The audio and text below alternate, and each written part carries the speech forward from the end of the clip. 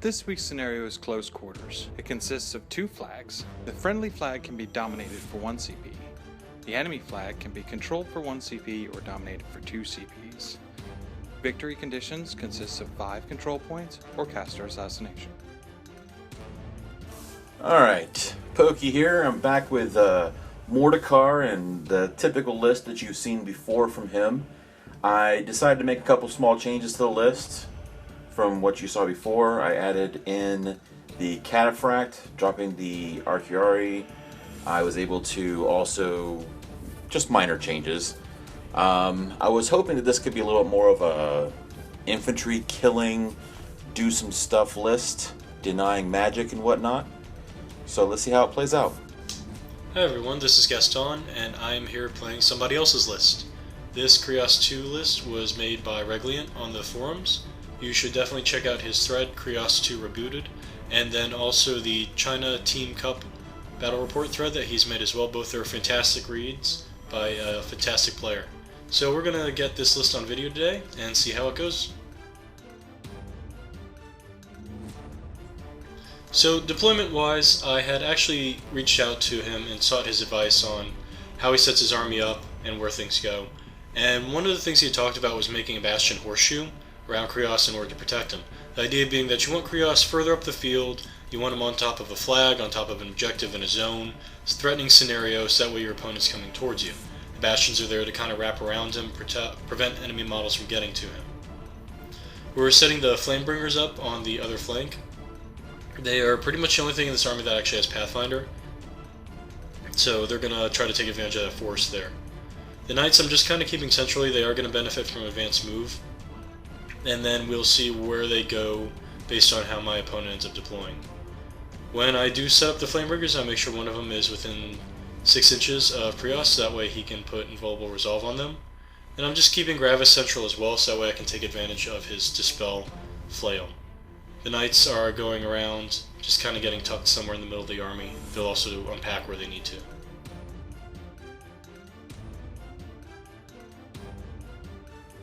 Alright, seems like for whatever reason, anytime I play Gaston and he's playing his Protectorate, I tend to play Mordikaar. Don't know why, it's just what happens. It was one of those things where I picked the list and that was the list I was playing. So for deployment, I decided to pretty much keep most of my stuff between the 2 objectives. If you kind of made a line from my board edge to his board edge, I try to keep a lot of it between the objectives. So that way I could either try to go for mine to contest, to start getting points off of mine, or I could go towards his and hopefully score some points off of his. That's why if you look, the Nihilators are closer to my objective, or my flag, and the Cetrati, which I'm hoping are going to be able to shield wall and just basically bunker up, are more on his side. So, let's go.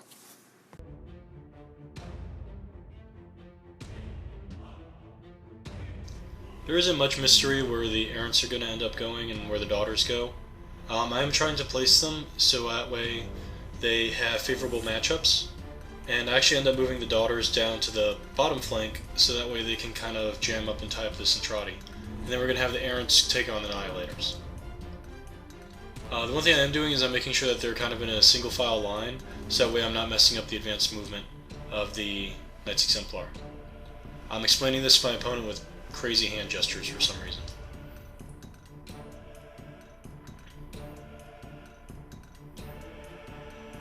And we're also making sure that the UA is centrally located.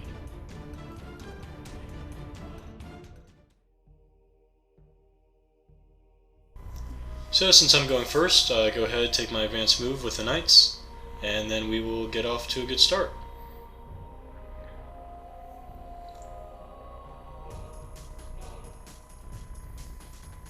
So I do end up allocating one to the Fire Salvation just so he can run into place. Kreoss is ultimately going to put Synchrosect on the Knights Exemplar, and then Invulnerable Resolve onto the Flamebringers.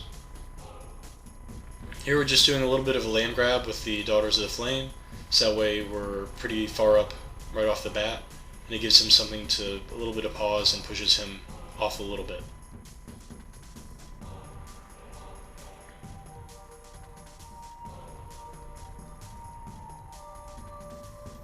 Now there are probably quite a few mistakes that I made with unpacking this list, just from the sense of I haven't played it very much before, and so that's something that you'll tend to learn the more you play lists, and you'll get more experience with it. The thing that I was making sure to do is leave a nice gap there through the center of the Errants, and that's where Gravis is actually going to hide. And the idea there is that I want the access to that Dispel Mace, because I'm guessing Hollow is going to go on the Nihilators. It's kind of the target that makes the most sense. So we're going to leave a nice little room for Gravis to do ride by, swing a Annihilator, knock Hollow off, and we're going to deny him as many souls as possible. I don't want this to turn into a revive attrition game, because I feel like that would be pretty bad for me. So the Flameburgers are just running into the woods. They're making sure they have line of sight, just in case. And then I am moving the second unit, Knight's Exemplar, a little bit towards the lower flank, just to back up the Fire of Salvation against the Cetrati there with their shield wall.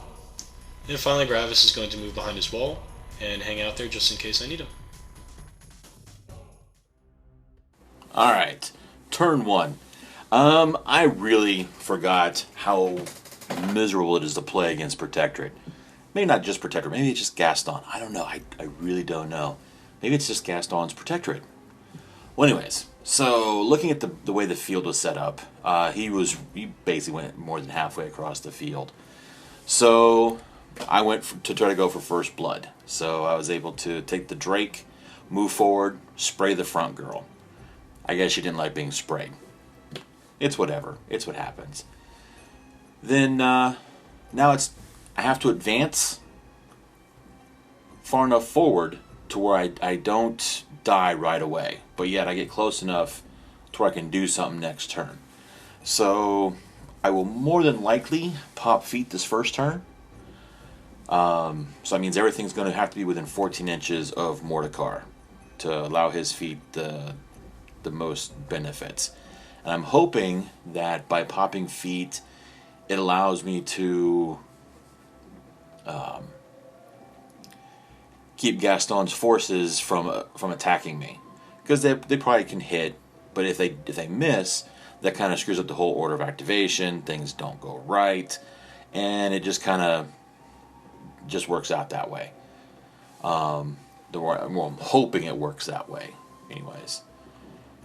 So as you can see, everything's advancing forward. Everything's doing its stuff. You know, I got Mordikaar moved up. I popped feet. I put up Hollow on the Nihilators, because with Vorkesh, with the Cataphract, I can't put any spells on them. You know, they have the spell ward, spell something that says they can't be targeted by spells. So then I take the Willbreaker. I try to do another shot, but he doesn't do anything. So then Orin advances. He does his null magic because, well, I don't want his cast to get anywhere near me and start casting spells, because last time, meant my doom. So here I am going through, doing all my steps. Everything's moving forward, and hopefully I'll be able to have a pretty good second turn. So let's see. So I can't believe that jerk killed the Daughter of the Flame right off the bat. He is quite obviously a terrible person. So he ended up popping feet in order to deliver his army, and it is very, very tempting to counter feet, just because I have the perfect feat against his feat. His feat's, +3 defense, and Poltergeist, and my feat is it backs you all up. But I'm looking at the threat ranges, and I don't think that I'm going to be able to lever as much benefit from my feat as I'd like. So ultimately what I end up deciding on is letting him have his feat. He's going to get to use his feat to deliver his army, and we're going to try to make that as ineffective as possible. And a couple of the ways that we're going to do that is jamming. We have Synchrosect up on the Errants, so any Annihilator that does manage to kill an Errant, he's going to get knocked down. He's not going to be able to Berserk. And then the Errants are just going to physically be blocking their ability to move through. So we're going to stack some Errants right in there, and then we're going to put a couple guys behind them just so that way they have some self-sack targets as well, just to really aggravate them. And then we're also going to run some Errants onto the other side of the wall, And eventually I think some daughters are going to go there as well in order to jam up the Cetrati. I don't believe... he does have Ghost Walk, so they can get over the wall and charge, and I'd rather that not happen. I'd rather me being the one to alpha them rather than alphaing me. So putting some guys on those sides of the wall I think will be a very good way of stopping that. The other thing is I'm still trying to be kind of aware of Gravis' positioning, so that way when the Nihilators do come forward I can again move up, knock hollow off of them. So with the Flamebearers I don't really know what to do with them, they're just kind of maneuvering. The Daughters of Flame are running pretty far downfield, a couple of them to threat the Paingivers in the back, and then a couple of them to go into the middle of those Cetrati and just kind of make a mess of their life. Now we got the Seneschals positioned pretty centrally. I ended up not allocating one to the Fire Salvation, so he's just going to kind of advance. We're looking to get him near some models that I'm pretty sure are going to die, so that way we'll be able to make the most out of a Righteous Vengeance move. The other thing I'm trying to do with the Knights Exemplar is kind of get them over that wall. The wall will stop them from charging, I want them to be charging. And now here you see I'm trying to make a little Bastion Horseshoe, like Regleant had said. I pretty much fail completely. So, and the idea is that they'll protect Kreoss. I'm kind of looking, I'm like, well, I want to be on the flag, but man, that Archidon's pretty close. I don't think he has a landing spot, but we're gonna go better safe than sorry, just in case. So we're gonna go ahead and not sit on the flag this turn, and then just kind of threaten the flag, though, so that way I can grab it next turn. Then again, we have the Knights kind of backfilling, so that way they'll be able to help everything out on that bottom flank. Alright, turn 2. Alright, looking at the table, damn, those Daughters are fast. They're really fast. A lot faster than they should be. It's scary fast. He did kind of what I thought he would do. I really wasn't hoping that he would bring that much forward and really jam me that hard. But he did what he did. Now it's time for me to, kind of look at the table and figure out what's next to do. So I'm trying to clear up the Cataphract, because if I can get the Cataphract cleared so they can move, within 4 inches of the flag, shield wall, they should be, armor 20, 21, sitting there, and if he can't get a charge off, it's just basic attacks. So I should be able to weather most of what he has. It's just a matter of getting them free and moving up the table. So the Willbreaker activate, move forward, give an auxiliary attack to the Archidon. Archidon killed the one guy because there was nobody close enough to him to stop that from happening. Now I'm using proxy bases, so I can go ahead and move the Despoiler up. Love proxy bases. Makes things a lot easier, especially if you're really trying to make sure that you have good spacing and proper placement. So, and when you're a Skorne player, proxy bases are almost an automatic must. Anybody that's played with Titans knows you need proxy bases, or everything just runs backwards. So anyways, so the Despoiler activates. He kills something. Because of his special ability, he creates a Void Spirit. So the Void Spirit was there. He just continues to try to attack. And, of course, puts up his Animus to hopefully keep any upkeeps or casting of spells at a very minimum within 10 inches. Because I just don't want him to do too much with, so I put up Arcane Suppression, hoping that Arm 18 will hopefully help me out. And then I activated Mordikaar next. He put up Ghost Walk on the Archidon.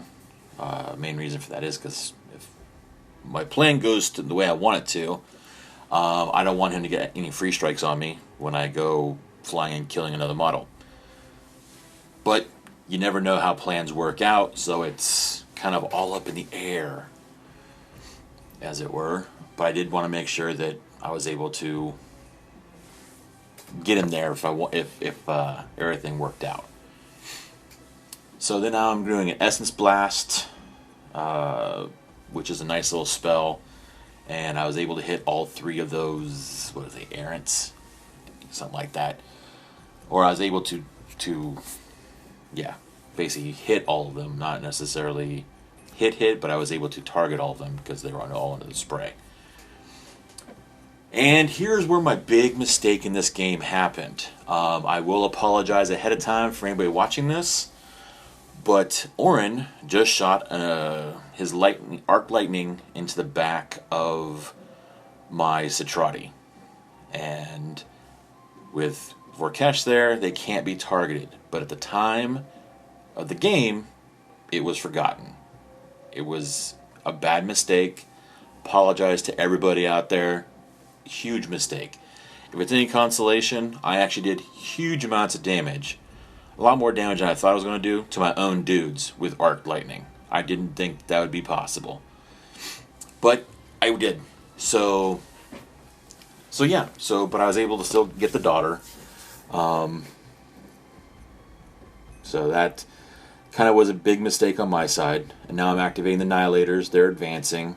I'm hoping that I can clear out some of these guys that are blocking my lanes. And another mistake. When I Essence Blast, the one gentleman that is still standing next to my flag should be dead. I will remove him in a second. I'll remove him soon. But there's another guy that steps forward, and the leader guy. So what we discussed during the turn was that he didn't swing, but we'll say that he swung because the other guy should have actually been dead. So yeah, it was another mistake number 2. So we're just going to chalk this up to there's a lot of mistakes being made. Whatever that spell is, Sacrosanct, I think it was, or whatever it is, it says I get knocked down if I kill somebody. Really sucked. It really sucked. I kind of wish I had a Tyrant Commander standing in this list just so I could stand him up and not have to worry so much about it. But I don't have them in this list. And so there's the happy part about this. So then the Krea moves up. She puts up her Animus because I need her to defend me against any kind of shots, because there's still some Errants out there and I don't know what other kind of shooting he has. So it's just protection. Beast Handlers activate. They enrage the Archidon. They do some Fury management for me. And then the Archidon activates and charges whatever that guy's name is. Gravis or something. Because my whole plan was to kill him. Because I don't like him on the table. Now, next mistake. I did not cast Lightning Strike before I killed the other model. Should have done it. Didn't do it. Huge mistake. But it is what it is. Got to live with the mistakes. This is going to be one of those ones we should put a mistake counter up in the corner. So now the Drake moves forward, and my fiendishly evil plan, as it were, was to spray those guys to get them off of the Cetrati so that Cetrati can move forward, shield wall, and hopefully lock some people in. So here they go. They advance. Everybody goes base to base. Everybody gets happy. Everybody's hoping to get up far enough to where we can bunker up. And now we start swinging. But between the Bastions sharing is caring, and the daughter's high defense, and my extremely cold dice in this game, was not able to do much of anything to anybody. Not a lot of hits, some minor damage, just kind of things were passed around. So, and that's where I think my turn is done, but unfortunately it is not done. I actually still have a Void Spirit to go. which I probably should have just not even worried about him. But all those magic weapons in Protectorate means he's a dead Void Spirit. Might as well earn his free points. That's right, free. So I had him advance up. Was that one of the night guys? And boom, kill him, become a cloud, where the guy died, and that's it.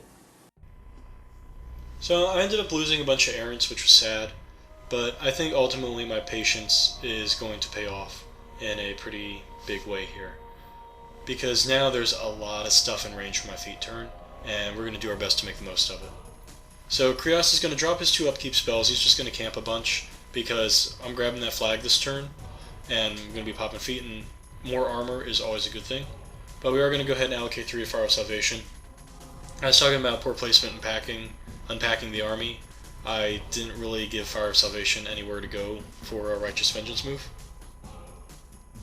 So that was ultimately some relatively sad player error, but we'll get over it. At the top, there's a fair few Nihilators who are knocked down, and then I have an Archidon in my way. So what my order of activation issue here is getting Gravis over to that Annihilator right in that middle there, who's about 5 inches in front of him, and knocking Hollow off of them before I start doing anything on the top flank. So with that in mind, we're going to go ahead and start on the bottom flank. Our Kreoss is going to come up, he's charging one of the Cetrati, he's popping feet, he's going to go ahead and kill it straight out with an Armor Pierce attack, and then he's pretty much just going to be camping on the flag. Now I'm checking threats to him to see, what can get to him. And I'm a little bit concerned about Despoiler. But hopefully we'll have enough stuff in his way that it will not be an issue.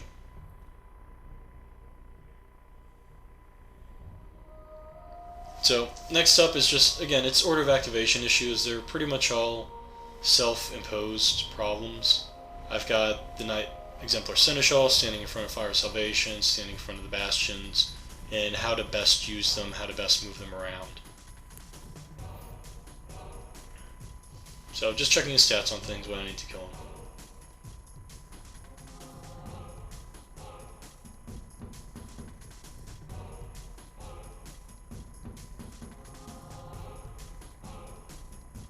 So ultimately the next models to go are going to be the Bastions. So we're going to get one of them to charge up and go on to the Despoiler. He is going to go ahead and stay in melee range of that back Cetrati.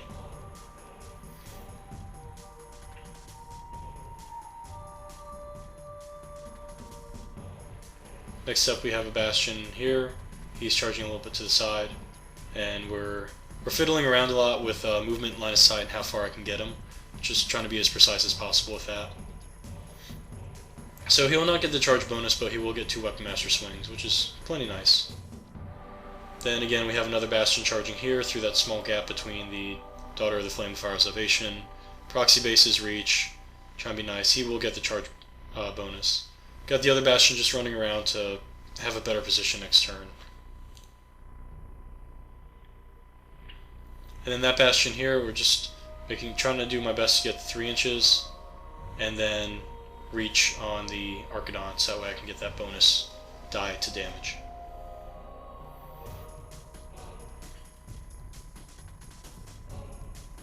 So, a lot of fiddling. Ultimately, he's probably not going to get the 3 inches. So they're going to go to town, they're going to damage up the Archidon, they're going to damage up the Despoiler, and then we're going to start swinging the Cetrati as well, trying to make a nice little semicircle for the Fire of Salvation to fit into. So the one Bastion kills his first target. Starting to kind of work through their formation. Leave the other one. We'll leave the Cetrati on 2 or 3 health.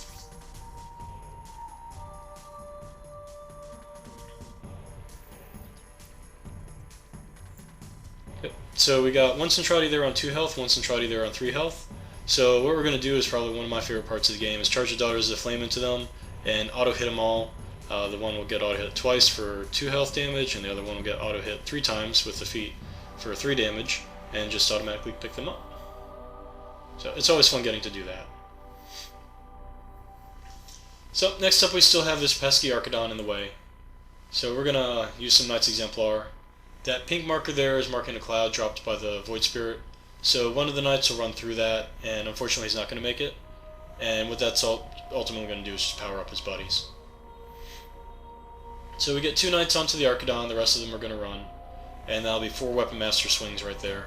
And that will remove the Archidon. This in turn is now going to free up Gravis to come in and get Hollow off of the Annihilators. So what he's going to do is he's charging on up, and he's charging the Annihilator. And then he's also, because of the way he turns and faces, he's going to have the Despoiler and the Void Spirit in his melee range. So we're going to go ahead and we're going to take care of that Void Spirit issue at the same time. So Hollow goes away, free attack to get rid of the Void Spirit. The Annihilator makes a couple tough checks, which is super annoying, but we'll put a final Weapon Master attack onto the Despoiler, just for fun. So now as we're moving from the bottom of the battlefield up towards the top flank, things are starting to cascade as my models are getting out of each other's way. We've got the Knight Errant moving. He's trying to move so he's out of the charge lane of those Knights who want to go in on the Despoiler. I would like him to kill that Annihilator as well. There's not a real good place for him to move, especially with that cloud right there from the Void Spirit. So what he is ultimately going to do is actually walk away and then pop that Annihilator with his crossbow. And we'll just shoot him. He's already knocked down, so there won't be any free strike issues. But he fails his tough check, frees up a nice clear charge lane. So we're going to be able to get 2 of the Knights onto the Despoiler. The last one is blocked off by that cloud of, I believe it's a POW 12. So he's just going to hang out. And then the 2 Knights with the feet turn attacks, auto-hitting on the Despoiler, is plenty enough to kill him. And away he goes. So those were the 2 large threats to my army that I was particularly concerned about, and particularly to Kreoss. So now we have the Knight Exemplar Seneschal. He's just going on in, and he's going to just keep swinging on that Cetrati until he's dead. No chain attack slam, unfortunately, but I'm auto-hitting anyway, so what can you do? Then we have the Fire Salvation going in. He's engaging both of those Cetrati, and he'll finish off the rest of the unit. What'll be nice about that is that'll stop any reviving shenanigans, so that they won't be coming back to bother me. The downside is that it is a little bit of wasted focus on the fire, but I think it's better to be safe than sorry. And finally we have the Flamebringers. Unfortunately they're pretty far out of the feet, but we're just going to have them come in and start harassing a lot of those Annihilators and seeing what I can do. So they're just going to charge in, they're just going to start swinging, sidestepping.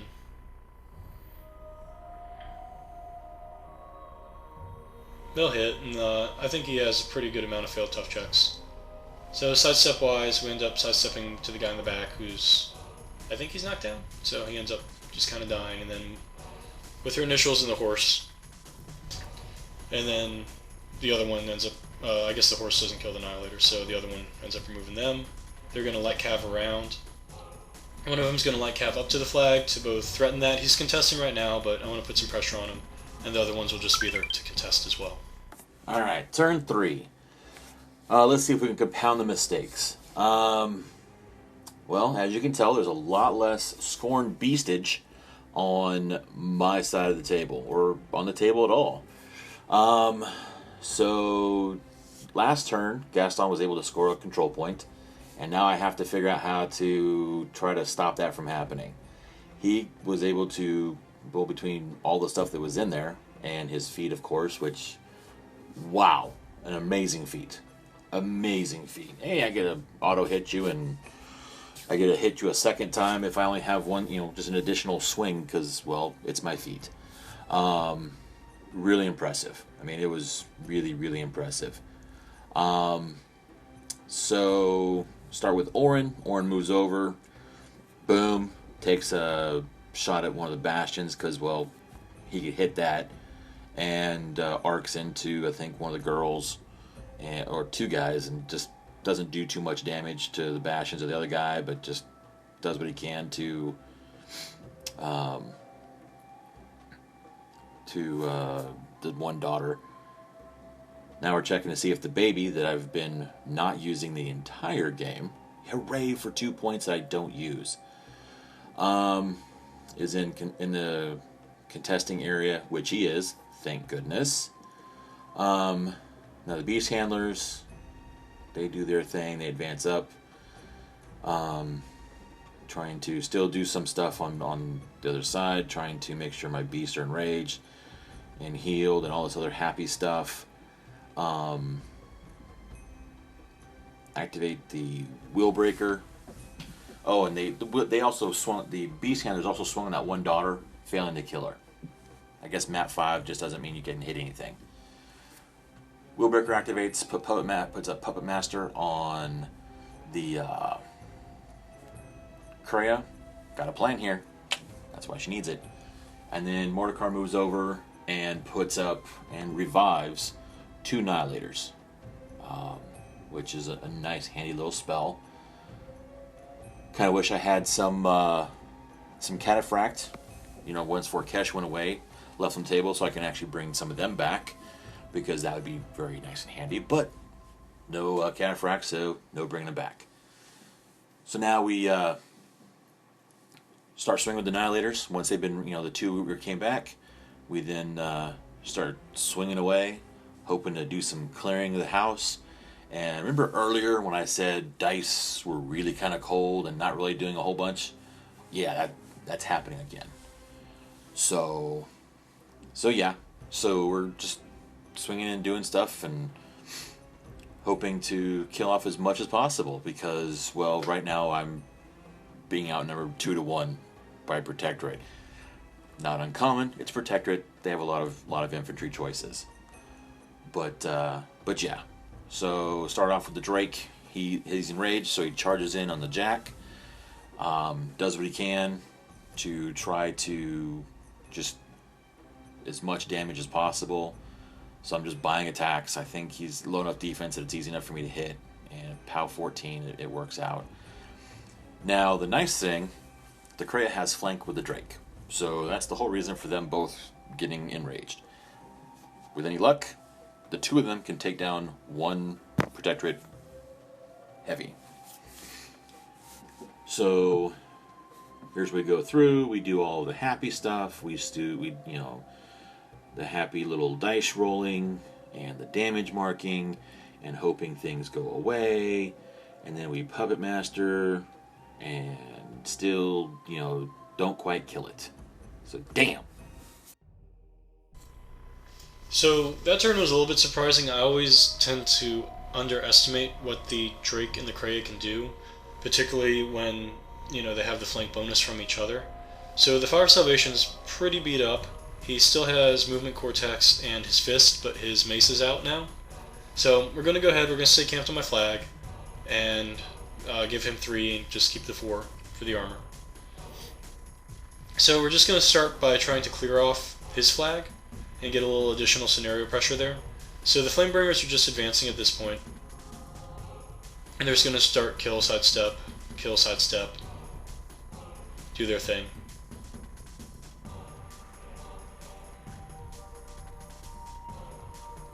So I'm very pleased with their ability to clear off this flag and the mobility that they brought. And once you get kind of enemies who are spread out, especially in the later game, they're worth their weight in gold just for handling that situation. So now they're just kind of backing up again. They're going to camp on that flag, and that's pretty much going to be their job for the majority of the game at this point. Now we've got a couple more Nihilators to clear out between the Errant and the Bastion and a couple Knights Exemplar there. Obviously those Nihilators are a little bit concerning because they have Berserk and I have low defense. So unfortunately, due to line of sight issues, I was only able to get 1 Knight to charge the Drake or the Krea or whichever critter that is. So the Bastions are going now. One of them is going onto the Agonizer. And then another one is going onto the Skorne Light Warbeast of choice. So, and then the final one is killing off Nihilators some more. And it turns out I end up rolling pretty good on the damage and getting rid of the Light Warbeast. So then we have the Knight Exemplar Seneschal is going, and he's just going to take his 3 attacks on the Krea, I assume that is. And he's going to do the chain attack slam. It's only going to go like an inch because it's bigger than him. It goes half distance. But that eliminates that. The Knights end up removing the last of the Nihilators. They do end up missing the Paingiver, Willbreaker, whatever that is over there. Fire of Salvation ends up just running on up to engage Mordikaar, and I get a control point. Turn 4. Should have been done last turn, but, you know, not going to give it that easily. Got to keep going. Currently he is up 3-0. I have my Beast Handlers, and I have my Caster. Everything else is dead. But, you know, there's still potential chance, you know, something could happen. And this is where he takes a free strike, because I do move myself over to get out of the way. And of course he hits me, but hey, it's what happens. And then I cast Ghostwalk on the Beast Handlers. I advance up. And, you know, basically just trying to make it to where he doesn't score any more points. I don't remember if I'm in or out for that one guy, but we go ahead and start swinging, and that's my turn.